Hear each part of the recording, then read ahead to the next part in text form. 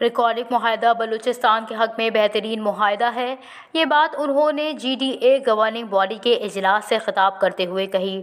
اجلاس میں governing body کے اراکین، رکن صوبائی اسمبلی میر حمل کلماتی، چیف سیکریٹری عبدالعزیز عقیلی سمیت دیگر وفاقی و صوبائی حکام نے شرکت کی۔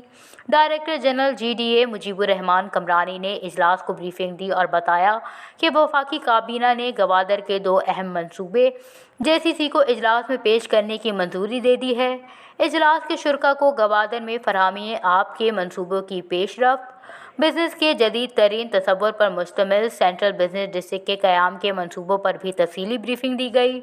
اجلاس نے منصوبے کے خدوخال کو مزید بہتر بنا کر گورننگ باڈی کے آئندہ اجلاس میں پیش کرنے کی ہدایت کی۔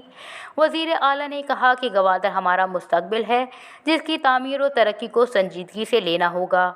گوادر کے لوگوں کے حقوق و مفادات کا تحفظ اولین ترجیح ہے۔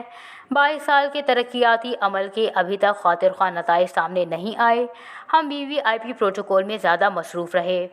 وزیر اعظم کو بھی کہا کہ CPEC بلوچستان میں نقشوں میں تو نظر آتا ہے، لیکن زمین پر نظر نہیں آتا۔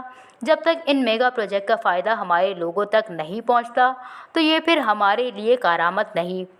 اگر گوادر کی ترقی اور CPEC کو بلوچستان کے لیے سنجیدگی سے لیا جاتا تو آج اس کے ثمرات عام آدمی تک پہنچ چکے ہوتے۔ وزیر اعلیٰ نے کہا کہ وزیر اعلیٰ کا منصب سنبھالتے ہی ریکارڈنگ کا معاہدہ سامنے رکھا گیا اور کہا کہ دستخط کر دیں، تو میں نے کہا کہ استعفیٰ دے دوں گا، دستخط نہیں کروں گا۔ اپنے موقف پر ڈٹا رہا اور اللہ کی مدد سے بلوچستان کے مفاد میں اچھا معاہدہ کیا۔